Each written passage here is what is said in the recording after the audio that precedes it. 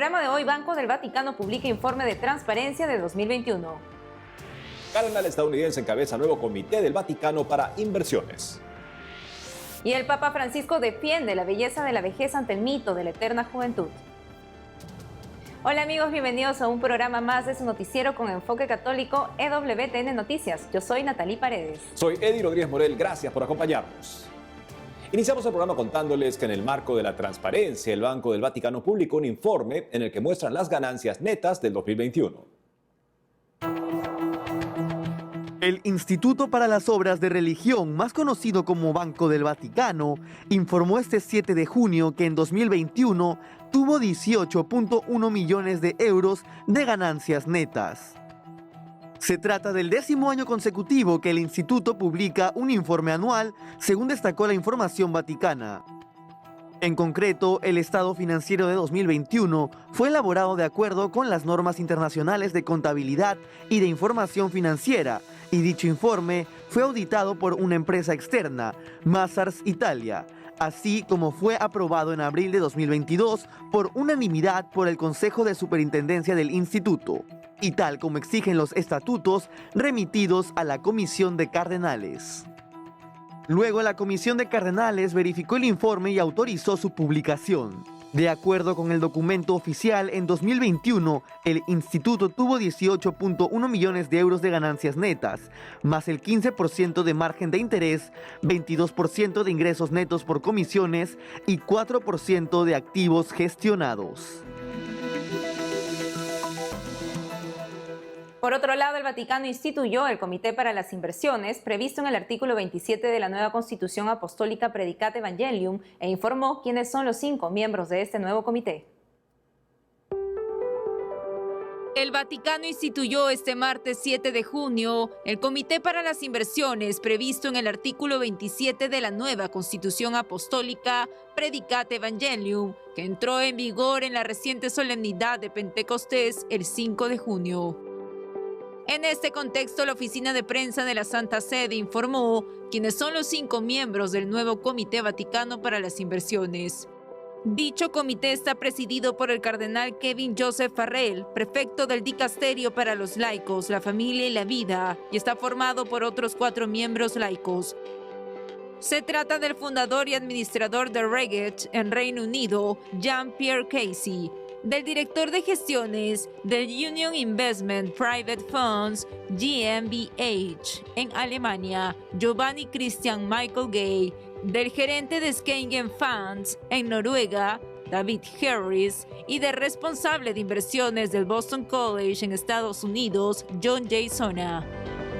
Cabe mencionar que la Constitución Apostólica Predicate Evangelium sobre la Curia Romana y su servicio a la Iglesia en el mundo fue promulgada el 19 de marzo pasado, solemnidad de San José y 9º aniversario del inicio del pontificado del Papa Francisco. Asimismo, la nueva Constitución Apostólica está formada por 54 páginas en las que se describen las competencias de los 16 dicasterios, el papel de otras instituciones vaticanas, entre las que se incluyen los organismos judiciales como la Penitenciaría Apostólica, organizaciones económicas como la Secretaría de Economía y otras oficinas como la Prefectura de la Casa Pontificia.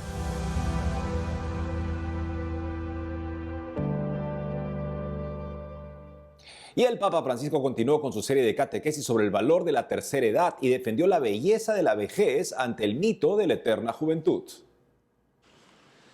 Queridos hermanos y hermanas, en la catequesis de hoy reflexionamos sobre la importante figura de un anciano del Nuevo Testamento, Nicodemo, a quien Jesús le dice que para ver el reino de Dios hay que renacer de lo alto.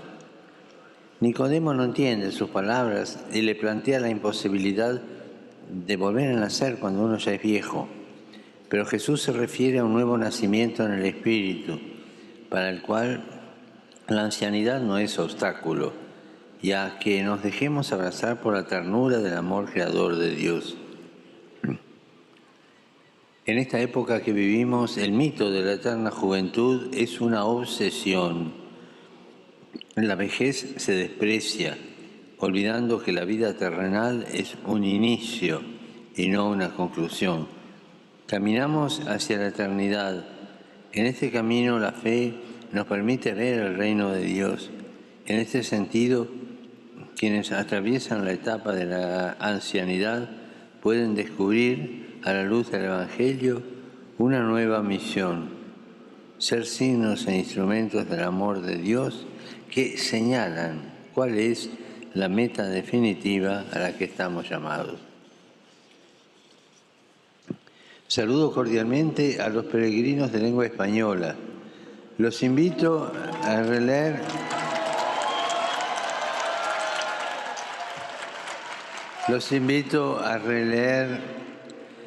el diálogo de Jesús con Nicodemo y a preguntarnos cómo estamos viviendo la llamada a nacer de nuevo.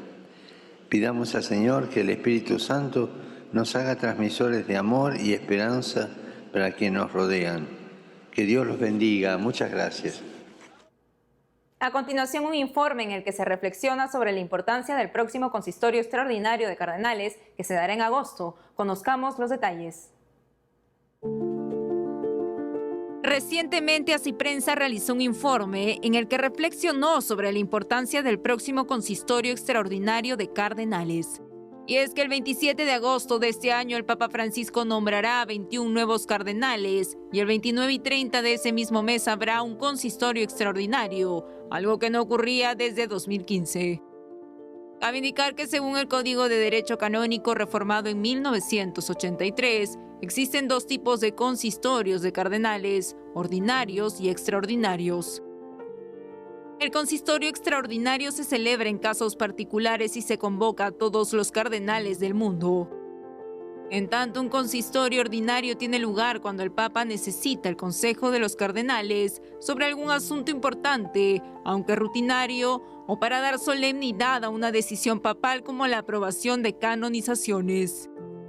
Como se sabe, la última vez que el Santo Padre convocó a los cardenales a un consistorio extraordinario fue el 12 y 13 de febrero de 2015. Y ahora que se ha publicado la nueva Constitución Vaticana, el Papa vuelve a convocar a los cardenales a Roma para un consistorio extraordinario. Se trata, por así decirlo, del cierre de un círculo. Es preciso mencionar que desde 2015 hasta ahora, muchas cosas han cambiado. En primer lugar, en el Colegio Cardenalicio. En 2015, el Papa Francisco había creado 15 cardenales electores y 5 no electores. En consistorios posteriores creó otros 73 cardenales, incluyendo 48 electores, lo que ha hecho que el rostro del Colegio Cardenalicio cambie profundamente en los últimos años. Tras el consistorio de agosto habrá 132 cardenales electores y el 62% serán cardenales creados por el Papa Francisco. Para entender estos cambios hay que remontarse al consistorio extraordinario de 2015, en el que participaron 164 cardenales de todo el mundo.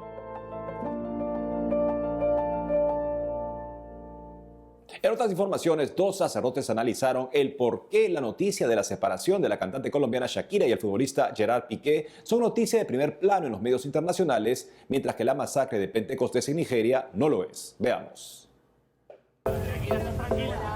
En los últimos días, el suceso que ocupa los titulares de los medios en el mundo entero son las tensiones entre la cantante colombiana Shakira y el futbolista de Barcelona Gerard Piqué, quien le habría sido infiel con una joven de 22 años. En un comunicado, ambos anunciaron su separación y pidieron respeto a su privacidad. Cuando toda la prensa internacional dedicaba varios artículos al drama matrimonial, el domingo 5 de junio un grupo de hombres armados ingresó a la Iglesia Católica San Francisco Javier en Nigeria, asesinando a decenas de personas que asistían a la misa de la solemnidad de Pentecostés. Sin embargo, esta noticia no ha ocupado los primeros planos. Al respecto, dos sacerdotes reflexionaron sobre esta desproporcionada diferencia en la atención de la prensa internacional. El padre Hugo Valdemar, sacerdote de la Arquidiócesis Primada de México, dijo que es natural que los medios de comunicación, que ante todo son un negocio, tiendan a publicar lo que más se vende, así sean cosas absolutamente frívolas. En ese sentido, señaló que la muerte de los mártires nigerianos es un crimen pavoroso, pero a Occidente no le importa África, y mucho menos si las víctimas son católicos, pero aseguró que para los creyentes La muerte de estos cristianos inocentes es un glorioso triunfo, pues con su sangre derramada alcanzaron la palma gloriosa del martirio. Por su parte, Fray Nelson Medina, sacerdote dominico conocido por su apostolado en redes sociales y doctor en teología fundamental, indicó que las razones por las que considera que Shakira y Piqué son noticia en todo el mundo es por la banalidad de la cultura, por la guerra cultural contra la fe cristiana y porque muchas personas proyectan sus propias frustraciones en las historias de los famosos. Asimismo dijo que pocas personas saben lo que es sufrir por la fe y por ello sienten ajeno y casi real que una persona hiera, torture o mate a otra en razón de la fe. Al respecto exhortó a que como creyentes en Cristo hagamos visible y digna de amor nuestra fe.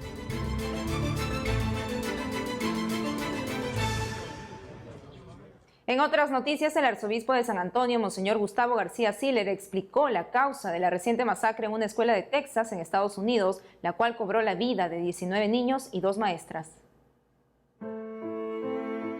Entrevistado por Así Prensa, el arzobispo de San Antonio, Monseñor Gustavo García Siller, explicó qué causó la masacre en una escuela primaria en Uvalde, Texas, en Estados Unidos, la cual cobró la vida de 19 niños y 2 maestras.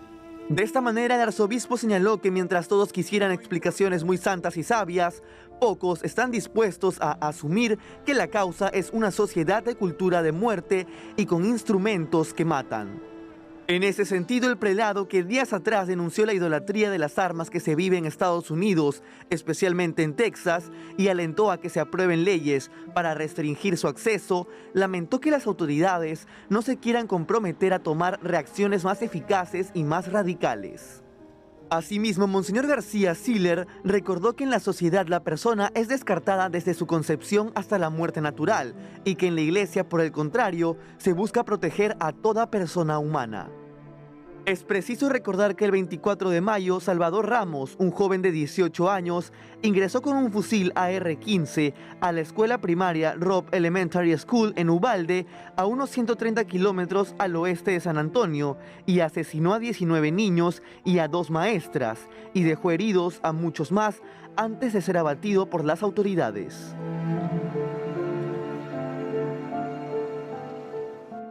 Por otro lado, la Conferencia Episcopal de El Salvador envió muestras de solidaridad, oraciones y mostró su preocupación por la situación que vive la iglesia en Nicaragua, perseguida por el régimen dictatorial de Daniel Ortega. La Conferencia Episcopal de El Salvador envió muestras de solidaridad y sus oraciones a los obispos, sacerdotes religiosos, religiosas y laicos de Nicaragua, frente a la persecución perpetrada en las últimas semanas por el régimen dictatorial de su actual presidente, Daniel Ortega. En su comunicado indicaron que les preocupa la seguridad de los pastores, Monseñor Rolando José Álvarez, obispo de la diócesis de Matagalpa y administrador apostólico de la diócesis de Estelí, y el padre Jarvin Padilla, párroco de San Juan Bautista, en la ciudad de Masaya, debido a que hace 2 semanas el canal de televisión de la Conferencia Episcopal de Nicaragua fue cerrado por orden del gobierno y ambos pastores experimentaron persecución y acoso policial. Yo lo que pienso que no solo de mí, sino que en general de los pastores, de la iglesia, los sacerdotes, de los religiosos, de las religiosas, una iglesia muda que no anuncie la esperanza al pueblo, una esperanza que para nosotros está fundamentada en Jesucristo, hacia una sociedad nueva, una nueva Nicaragua, y la denuncia del pecado personal y de las estructuras de injusticia. Finalmente, pidieron a Dios por intercesión de la Inmaculada Virgen María y de San Óscar Romero, santo arzobispo de El Salvador, que proteja y bendiga a todos los nicaragüenses, concediéndoles mediante el diálogo y la colaboración de todos la tan anhelada paz social en este país. Amigos, tenemos que hacer una pausa, pero regresar. Con Fray Nelson Medina, sacerdote dominico y doctor en teología fundamental, analizaremos la postura que debe tener un católico frente al mes del orgullo gay. Además, en junio llega el Rosario para hombres a México en el Día del Inmaculado Corazón de María. Ya retornamos con más noticias de la Iglesia Católica.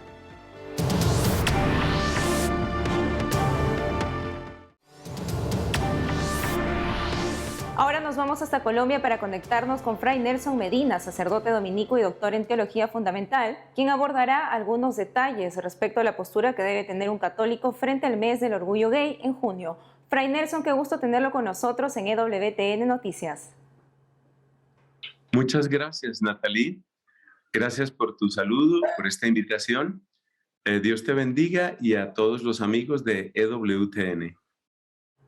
Fray, en este mes algunos católicos se cuestionan si celebrar o no el mes del orgullo gay. Al respecto, ¿nos podría explicar cuáles son los motivos por los que un católico no debe realizar esta celebración? Nuestra fe católica siempre conserva unidas la fe y la vida. La fe, lo que creemos, y la vida, lo que practicamos, la manera como actuamos, es decir, la parte moral. Uno no puede considerarse católico y vivir de cualquier manera.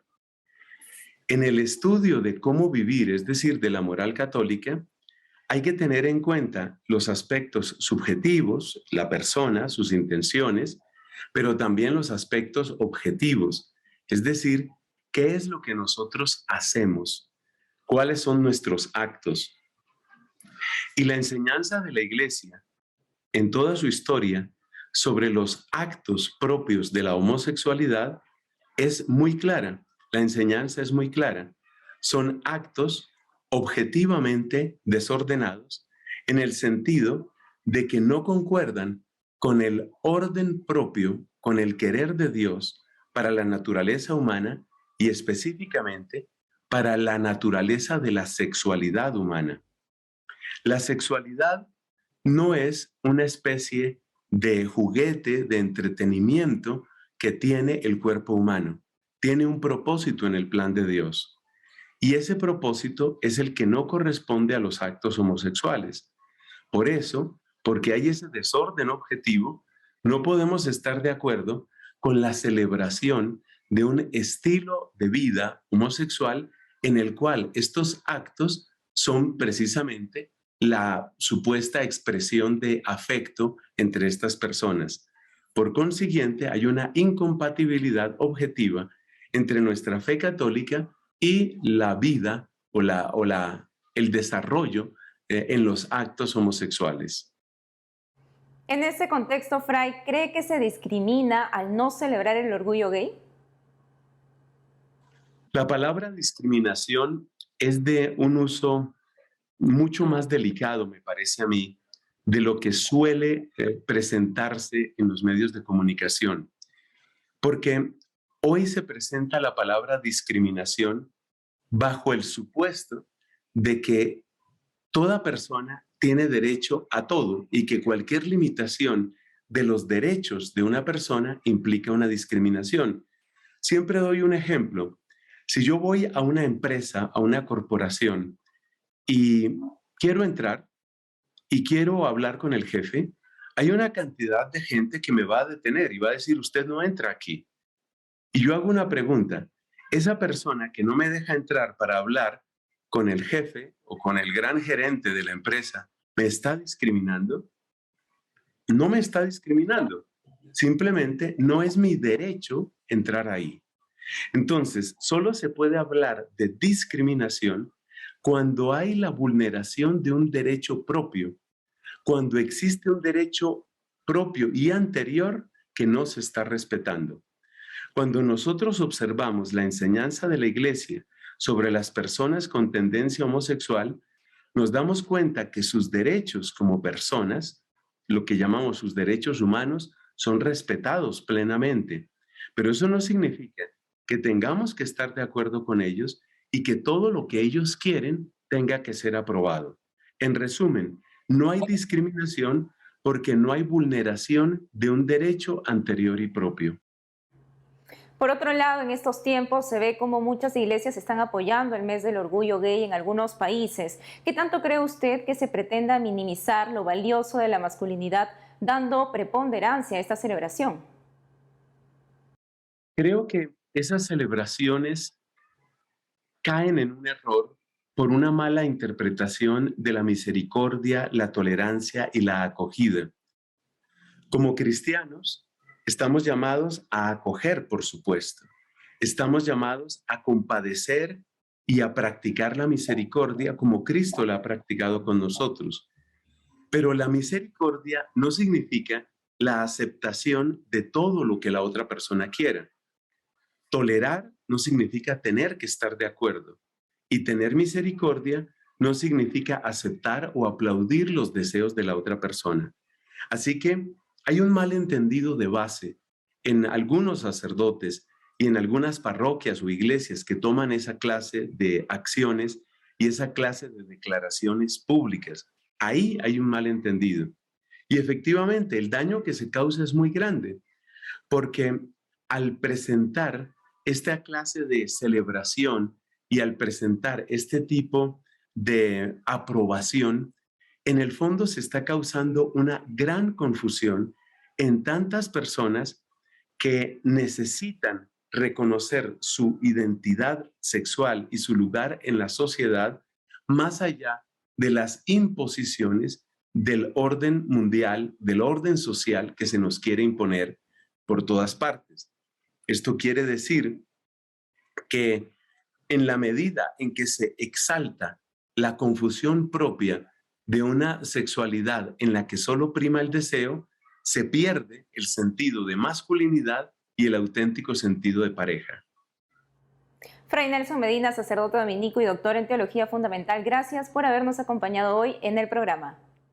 Con mucho gusto. Dios los bendiga. Gracias, Fray Nelson. En otras noticias, la iniciativa del Rosario de Hombres se sigue expandiendo por todo el mundo y llegará a México el próximo 25 de junio. El Rosario para Hombres llega a México este 25 de junio en la celebración del Día del Inmaculado Corazón de María. La iniciativa comenzará a las 4 p.m., hora del centro de México, para celebrar la Santa Misa en la Catedral Metropolitana, ubicada en la capital del país. Culminada la Eucaristía, los hombres se dirigirán a la Plaza de la Constitución, también conocida como el Zócalo de la Ciudad de México, para el rezo del Santo Rosario. En declaraciones a Así Prensa, Leonardo Brown, coordinador del Rosario para Hombres en México, explicó que buscan consagrarse mediante este acto a la Santísima Virgen.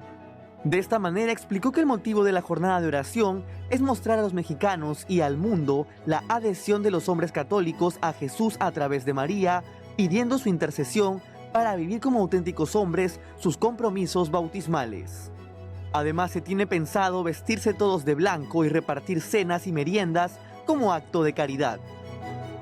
Para más información pueden ingresar a la página de Facebook del Rosario de Hombres en Ciudad de México. Por otro lado, en México, con la ordenación de 37 nuevos sacerdotes en la solemnidad de Pentecostés, concluyó un fin de semana vocacional histórico.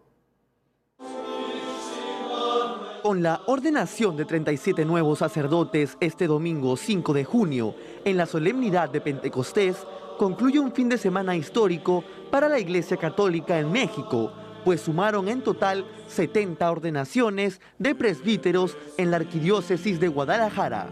En la misa celebrada en el Santuario de los Mártires Mexicanos, el arzobispo de Guadalajara, cardenal José Francisco Robles Ortega, recordando la solemnidad de Pentecostés, destacó que la consagración de los nuevos sacerdotes es una prueba patente de la acción del Espíritu Santo.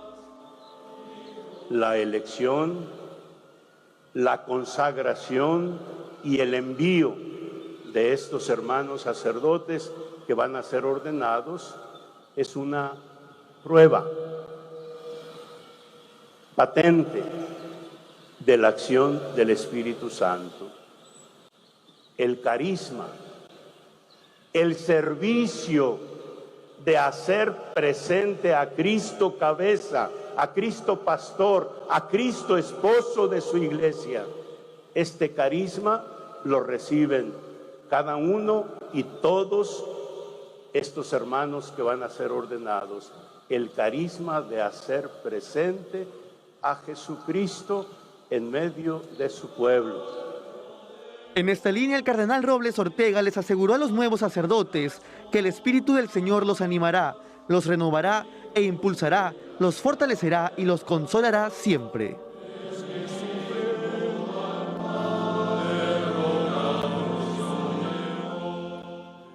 Ahora les contamos que en el marco del Día del Periodista 2022, que se celebró recientemente en Argentina, la Iglesia Católica en el país expresó su saludo a los periodistas y los animó a seguir viviendo con alegría la vocación recibida. En el marco del Día del Periodista 2022, que se celebró recientemente en Argentina, la Iglesia Católica en el país expresó su saludo, sus oraciones y su llamado a los periodistas a seguir viviendo con alegría la vocación recibida.